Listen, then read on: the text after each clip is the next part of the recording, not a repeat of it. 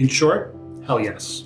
If you've got to be asking this question, I'm sorry if you've had bad experiences with other law firms in the past, but there's never a circumstance where we're turning around and all of a sudden you're showing up for a hearing or a mediation and it's an attorney you've never met before. That is not the way that we operate.